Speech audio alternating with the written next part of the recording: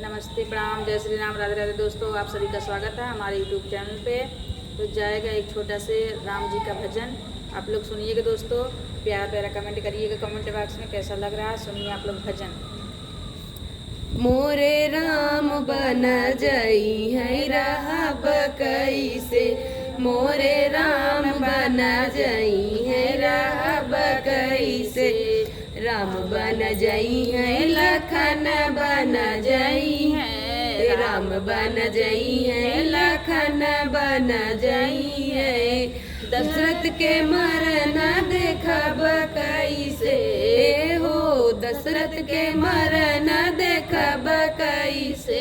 मोरे राम बन जई है रहब कैसे, मोरे राम बन जई है रहब कैसे। राम बन जई है लखन बन जई है, राम बन जई है लखन बन जई है। सीता के हरण देखब कैसे हो, सीता के हरण देखब कैसे। मोरे राम बन जई है रहब कैसे, मोरे राम बन जई है रहब कैसे। राम बन जई है लखन बन जई है, राम बन जई है लखन बन जई है।